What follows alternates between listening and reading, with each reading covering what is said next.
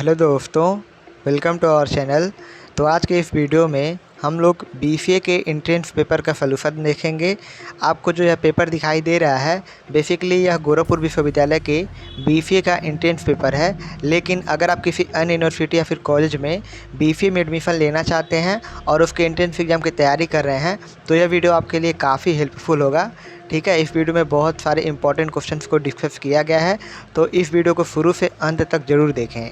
ठीक है, और इसके पहले मैंने बीसीए के 2020 के एंट्रेंस पेपर का सॉल्यूशन इस चैनल पर अपलोड किया है। आप सभी लोग जाके देख सकते हैं, प्लेलिस्ट में आपको मिल जाएगा। आप जैसे ही प्लेलिस्ट खोलेंगे बीसीए परीक्षा की तैयारी, तो उसमें आपको बहुत सारे वीडियोज़ मिल जाएंगे, जिससे आप सभी लोग बीसीए के एंट्रेंस पेपर की बीसीए के एंट्रेंस एग्ज़ाम की तैयारी कर सकते हैं। ठीक है, तो इस पेपर को हम लोग देखते हैं। बेसिकली जो यह पेपर है यह 2019 का है, यानी कि बीसीए 2019 पेपर का इस वीडियो में हम लोग सॉल्यूशन देखेंगे। ठीक है, तो आज का आपका सबसे पहला प्रश्न है द प्लूरल ऑफ एनालिसिस। आपको इसका प्लूरल बताना है। तो एनालिसिस मतलब होता है विश्लेषण करना या फिर छानबीन करना। ठीक है, तो इसका जो प्लूरल होगा, यहाँ पे आप सभी लोग सबसे पहला ही ऑप्शन देख सकते हैं, ऑप्शन नंबर ए होगा एनालिसिस। ठीक है, यही इसका प्लूरल होगा और इसका राइट आंसर है आपका ऑप्शन नंबर ए। आगे देखते हैं, आपका दूसरा प्रश्न है कंप्लीट द सेंटेंसेस। आपका सेंटेंस क्या है? He use to visit us every week but he, और उसके बाद खाली स्थान है यानी कि गैप है, और उसके बाद लास्ट में दिया है नाउ। आपके ऑप्शन है rarely comes, is rarely coming, has rarely come या फिर हैड रियरली कम। तो इसमें जो आपका राइट आंसर हो जाएगा ऑप्शन नंबर ए हो जाएगा। ठीक है, रियरली कम, यानी कि he use to visit us every week but he rarely comes now, यानी कि वह हमेशा यहाँ पे क्या विजिट करता था, लेकिन अब क्या है, अब वह कम आता है, रियरली कम्स नाउ। ठीक है, आगे देखते हैं फाइंड द करेक्ट सेंटेंस। इसमें आपको करेक्ट सेंटेंस फाइंड करना है। मैं आपको आंसर के साथ साथ पूरा इसका व्याख्या भी दूंगा, यानी कि एक्सप्लेनेशन भी दूंगा कि क्यों यही सही है। लेकिन जो ऐसे प्रश्न है जिसका ऑब्वियस आंसर है कि यही सही होगा, उसमें मैं आपको एक्सप्लेन करते हुए नहीं चल रहा हूँ। ठीक है, आगे प्रश्नों में मैं आपको एक्सप्लेन भी करूँगा जहाँ पर इसकी ज़रूरत पड़ेगी। तो तीसरा प्रश्न है आपका फाइंड द करेक्ट सेंटेंस। आपको करेक्ट सेंटेंस फाइंड करना है। तो आप इन चारों ऑप्शन को सही से देखेंगे तो जो ऑप्शन नंबर आपका बी हो जाएगा ना, what a kind of man are you, यही आपका बिल्कुल सही होगा। ठीक है, आप सभी लोग चेक कर सकते हैं, तो आपका ऑप्शन नंबर बी यहाँ से सही हो जाएगा। ठीक है, आगे देखते हैं, आपका अगला प्रश्न है which of the following sentence in active voice. तो आपको बताना है कि इसमें से जितने भी आपके सेंटेंस दिए गए हैं ए बी सी डी, इसमें कौन सा एक्टिव वॉइस में है। आप दो चीज़ें पढ़े होंगे, एक एक्टिव वॉइस एक पैसिव वॉइस। तो इसमें आपको बताना है कि कौन सा एक्टिव वॉइस में है। तो आप सभी लोग यहाँ पर देख सकते हैं कि इसमें जितने भी सेंटेंसेस हैं वह सभी के सभी पैसिव वॉइस में है।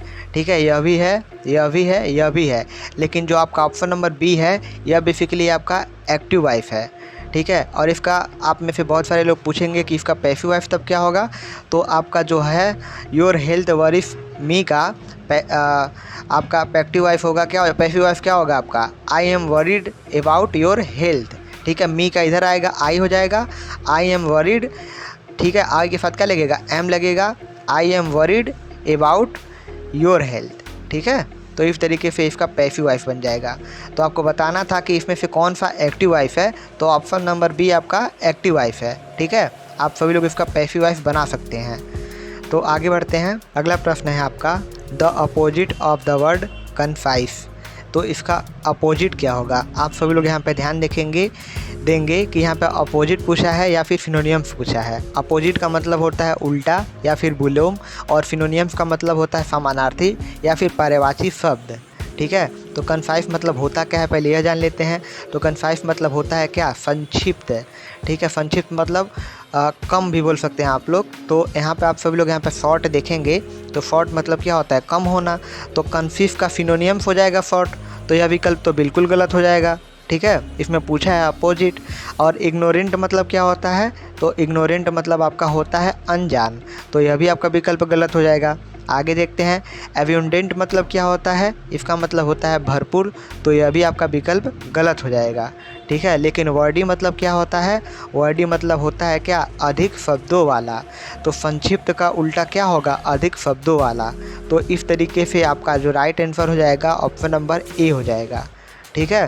तो यहाँ पे आप सभी लोग ध्यान देंगे कि अपोजिट पूछा है या फिर सिनोनियम्स पूछा है। कई बच्चे इसका सिनोनियम्स लिख देंगे शॉर्ट, जो कि बिल्कुल गलत है। यहाँ पे पूछा है अपोजिट। आगे देखते हैं, what is the meaning of the item come about. इसका आपको मीनिंग बताना है कम अबाउट का। तो कम अबाउट का मतलब होता क्या है? कम अबाउट का मतलब होता है होना। क्या होता है? होना या फिर गुजरना, ठीक है। और यहाँ पे आप लोग ऑप्शन नंबर सी देख सकते हैं कि हैपन मतलब भी वही होता है। तो इसका मीनिंग क्या होगा? कम अबाउट का मीनिंग होगा हैपन, ठीक है। तो इस तरीके से इसका जो राइट आंसर हो जाएगा ऑप्शन नंबर सी हो जाएगा। अगर यहाँ पे ऑप्शन में स्टार्ट टू हैपन देता, स्टार्ट टू हैपन देता अगर, तो भी इसका राइट आंसर वही हो जाता, ठीक है। लेकिन यहाँ पे केवल हैपन दिया है तो उसका राइट आंसर हैपन हो जाएगा, ठीक है। दोनों एक साथ नहीं देगा। आगे देखते हैं, क्वेश्चन नंबर आपका 7वां है, द वर्ड पैरामाउंट मीन्स। तो पैरामाउंट का अर्थ क्या होगा? तो आप सभी लोग यहाँ पर चारों ऑप्शन को ध्यान से देख सकते हैं। पैरामाउंट मतलब पहले जानते हैं कि होता क्या है। तो पैरामाउंट मतलब होता है उच्च दर्जे का या फिर आला दर्जे का। हम लोग बोलते हैं ना कि आप काफ़ी आले दर्जे के आदमी हैं, यानी कि उच्च दर्जे का, ठीक है। पैरामाउंट मतलब क्या होता है? हिंदी अर्थ उच्च दर्जे का। तो आप सभी लोग यहाँ पर देख सकते हैं फेमस होगा, कई लोग इसको फेमस मार देंगे। फेमस मतलब होता है प्रसिद्ध है, ठीक है। और ब्रॉड मतलब बड़ा, एक्सपेंसिव मतलब खर्चीला हो गया। लेकिन यहाँ पे आप सब लोग देख सकते हैं कि ऑप्शन नंबर डी जो है सुप्रीम, बिल्कुल इसका सही आंसर होगा, ठीक है। उच्च दर्जे का, उच्च दर्जे का जो मतलब होता है सुप्रीम भी हम लोग इसको कह सकते हैं। ऑप्शन नंबर डी इसका राइट आंसर हो जाएगा, ठीक है। आगे देखते हैं, complete the sentence this is a matter between you and, क्या होगा? मी होगा, ठीक है। यह किसके किसके बीच का मैटर है? You and me. इसका राइट आंसर हो जाएगा आपका ऑप्शन नंबर बी। अगला प्रश्न है आपका, द सिनोनियम्स ऑफ एस्टोनिफ्ट। तो इसका आपको सिनोनियम्स यानी कि क्या बताना है? पर्यायवाची शब्द बताना है। तो इसका मतलब क्या होता है पहले वह जान लेते हैं। तो इसका मतलब होता है क्या? आश्चर्यचकित होना। एस्टोनिफ्ट मतलब क्या होता है? आश्चर्यचकित होना। तो इसमें आप सब लोग देख सकते हैं कि किसका मतलब आश्चर्यचकित होना होगा। एंग्री मतलब तो गुस्सा होता है, यह बिल्कुल गलत हो जाएगा। और क्या होता है आपका ऑप्शन नंबर बी क्या दिया? प्लीज डी है, इसका मतलब प्रसन्न होता है, यह भी गलत हो जाएगा। हैप्पी मतलब खुशी होता है, यह भी गलत हो जाएगा। लेकिन ऑप्शन नंबर डी आपका बिल्कुल सही होगा, क्योंकि एमजेड मतलब होता है हैरान या फिर आश्चर्यचकित होना। और आपको सिनोनियम्स ही बताना था। और सिनोनियम्स मतलब क्या होता है? समानार्थी शब्द या फिर पर्यायवाची शब्द, यानी कि जो इससे मिलते जुलते नाम वाले हों। तो ये इसका मतलब भी आश्चर्यचकित और इसका मतलब भी आश्चर्यचकित। तो आपका ऑप्शन नंबर डी सही हो जाएगा, ठीक है। और अगर पूछता आपका अपोजिट पूछता तो उसका उल्टा लिखते हैं। आगे देखते हैं, identify the correctly spelled word, यानी कि आप इसमें से जो चारों ऑप्शन है इसमें कौन किसका जो है स्पेलिंग सही है, ठीक है। तो कम्युनिकेशन चारों लिखा है, तो कम्युनिकेशन की सही स्पेलिंग कौन सी होती है? COMUNI नहीं, सही स्पेलिंग क्या होती है? COMMUNICATION,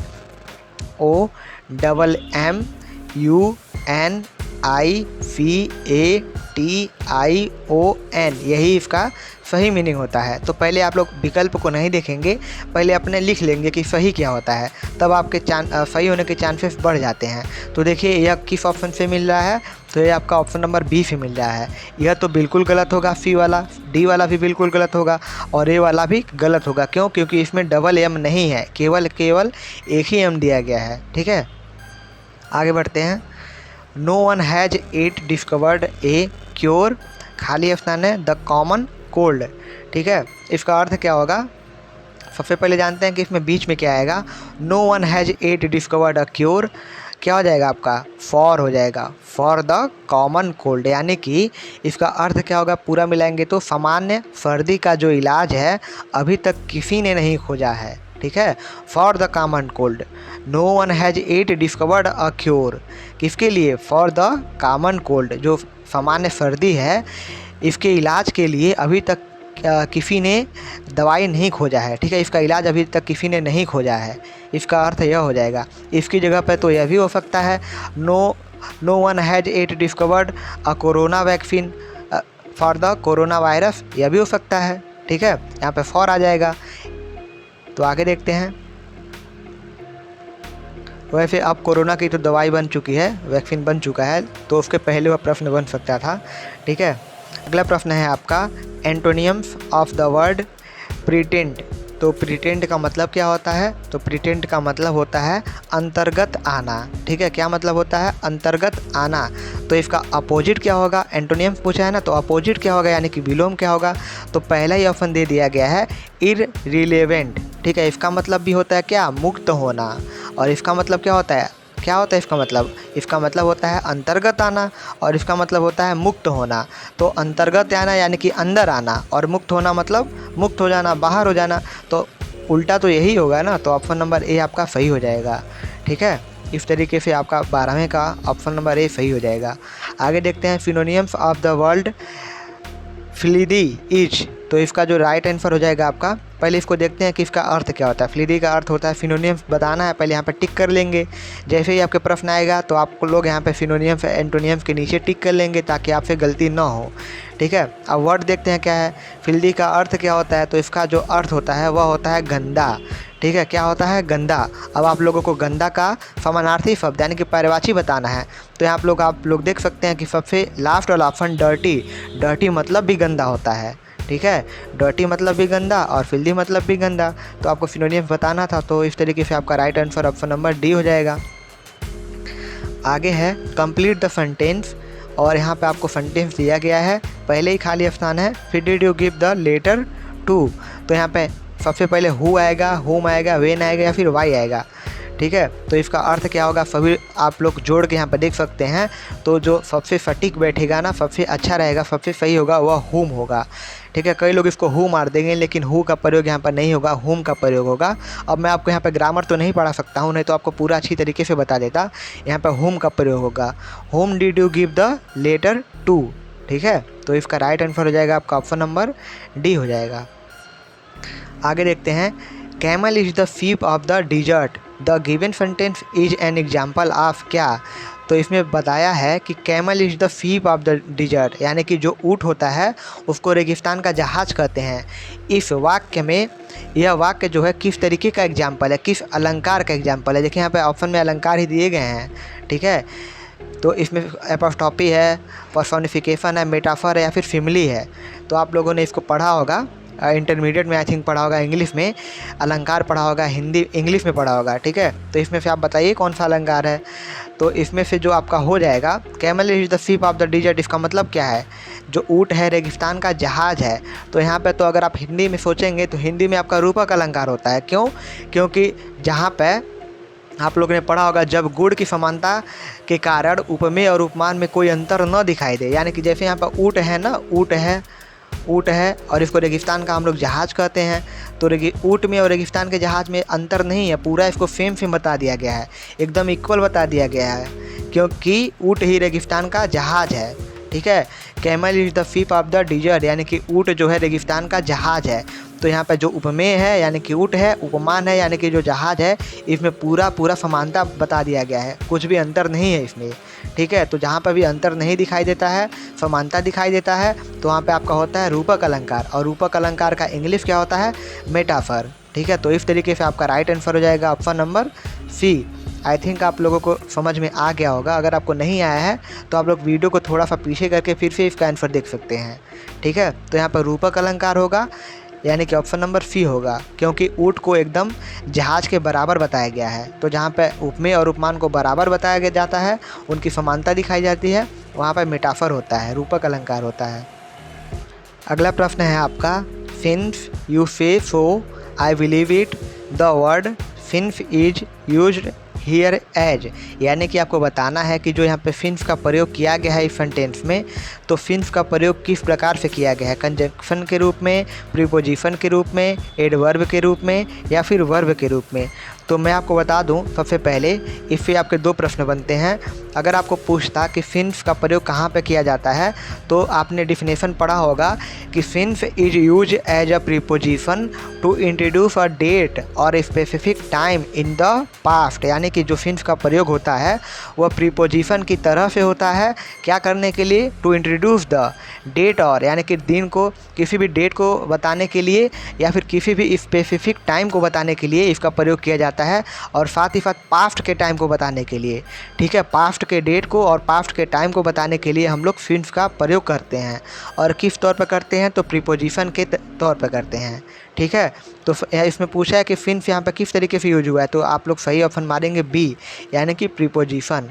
आगे देखते हैं, he kept the fast for 2 day. ठीक है, तो he kept the fast for 2 day. The word fast is use here as noun की तरीके से, प्रोनाउन, वर्ब या फिर एडवर्ब। तो जो यहाँ पे फास्ट वर्ड है आपका वह नाउन की तरह यूज हुआ है। ठीक है, ही kept the fast for 2 day. तो इस तरीके से इसका राइट आंसर हो जाएगा आपका ऑप्शन नंबर ए, नाउन।